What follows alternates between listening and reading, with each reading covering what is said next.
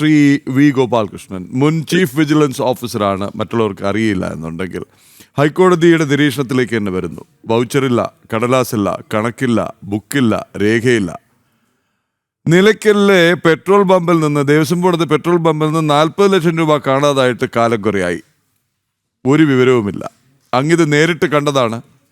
ഭണ്ഡാരത്തിലെ പണം എണ്ണുന്നതിന് സംവിധാനമുണ്ടാക്കിയ ആളാണ്.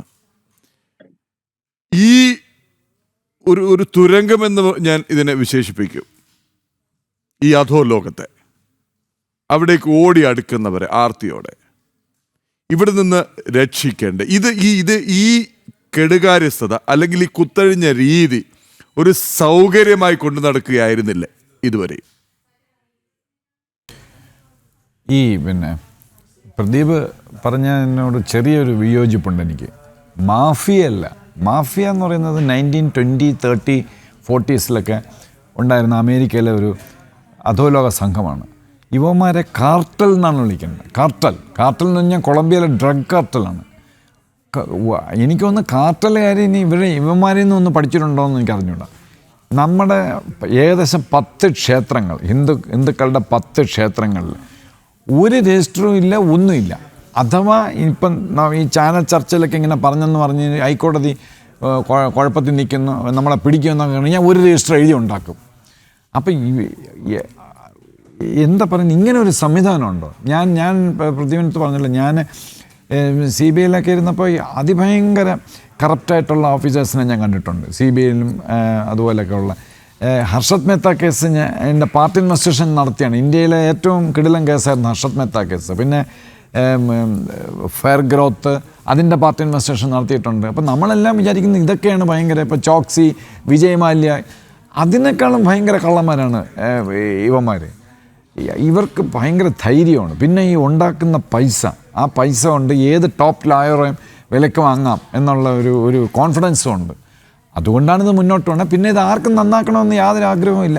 പിന്നെ വേണമെങ്കിൽ ചെയ്യാമായിരുന്നു. ഞാൻ 2016 ഞാനും അന്നൊരു സ്പെഷ്യൽ കമ്മീഷണർ ഉണ്ടായിരുന്നു. എനിക്ക് വളരെ അപ്രൈറ്റ് ആയിട്ടുള്ളൊരു മനുഷ്യനായിരുന്നു. അദ്ദേഹം ഞാനും കൂടെ അവിടെ ഒരുപാട് കാര്യങ്ങൾ ചെയ്തു. പക്ഷേ അതെല്ലാം പിന്നെ ഡിസ്കണ്ടിന്യൂ ചെയ്തെന്നാണ് ഞാൻ അറിഞ്ഞത്. അതായത് 50 പോലീസുകാരെ ഭണ്ഡാരത്തിൽ എണ്ണാൻ കയറ്റി. ഇപ്പോൾ എവിടെയാണ് പോലീസുകാർ?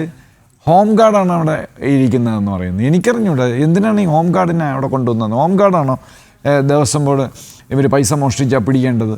അതുപോലെ തന്നെ എല്ലാ കാര്യങ്ങളും എൻ്റെ അഭിപ്രായത്തിൽ വേറൊരു ഇൻവെസ്റ്റിഗേഷൻ ടീം വരണം. ഇപ്പോഴത്തെ വെങ്കടേഷ് സാറിന് അത് പറ്റില്ല. അതായത് ഈ കർണാടക, തമിഴ്നാട്, പിന്നെ തെലുങ്ക് അവിടെ നിന്നാണ് ഏറ്റവും കൂടുതൽ ഇത് വരുന്നത്. അവരുടെ എല്ലാം അവരുടെ ലാംഗ്വേജിൽ ഒരു പത്രത്തിൽ അഡ്വർടൈസ് ചെയ്യണം. നിങ്ങൾ കഴിഞ്ഞ 15 വർഷത്തിനകത്ത് എന്തെല്ലാം സാധനം ഇവിടെ കൊടുത്തിട്ടുണ്ട് അയ്യപ്പന്, എന്നിട്ട് അവർ വരട്ടെ. എന്നിട്ട് അവർ പറയുമ്പം ഇവിടെ രജിസ്റ്റർ ഇല്ലല്ലോ, വീട്ടിൽ കൊണ്ടുപോയി ആഭരണങ്ങളൊക്കെ. അപ്പോൾ അതും ഇതുമായിട്ട് കമ്പയർ ചെയ്യണം. കമ്പയർ ചെയ്താലേ ഇത് പിടിക്കാൻ പറ്റുള്ളൂ. അപ്പോൾ ഒരു സംവിധാനവും ഇല്ല. ഇതുവരെ ആരും ഒന്നും പറഞ്ഞിട്ടുമില്ല. ഇനിയും ഇത് മാറി പിടിച്ചു, നമ്മൾ ഇൻഡൈറ്റ് ചെയ്തു, കോടതിയിൽ അയച്ചു, സസ്പെൻഡ് ചെയ്തു. അവർക്കൊന്നും ഒരു കുഴപ്പമില്ല. ഈ ദേവസ്വം നിയമം തന്നെ, ഹിന്ദു റിലീജിയസ് ആക്ട്, അത് തന്നെ നിയമസഭയിൽ മാറ്റി കൂലങ്കഷമായിട്ട് ഈ സംവിധാനം മാറ്റി. പിന്നെ ഒരു കാര്യം കൂടെ ഞാൻ പറഞ്ഞോട്ടെ. ഈ 2019 ഇത് മോഷ്ടിച്ചെന്നൊക്കെ പറഞ്ഞില്ലേ, അവിടെ ഒരു സ്പെഷ്യൽ കമ്മീഷണർ ഇല്ലായിരുന്നോ? അദ്ദേഹത്തിൻ്റെ ജോലി എന്തായിരുന്നു? പിന്നെ അവിടെ ഒരു വിജിലൻസ് SP ഇല്ലായിരുന്നോ? ഞങ്ങൾ ഇപ്പം ഞാനും അവിടെ നേരത്തെ ഉണ്ടായിരുന്ന ബാബു സാറും ഉണ്ടായിരുന്നെങ്കിൽ തീർച്ചയായിട്ടും അയ്യപ്പൻ്റെ ഒരു സാധനത്തിനും തൊടുവില്ലായിരുന്നു. അപ്പോൾ അവരിത് അറിഞ്ഞില്ലേ? ഇനി അവരെ വീട്ടിൽ ചെന്ന് ഫോൺ ചെയ്ത് പറയണോ ഞങ്ങളിത് അടുത്ത് കൊണ്ടുപോയിട്ടുണ്ടെന്ന്?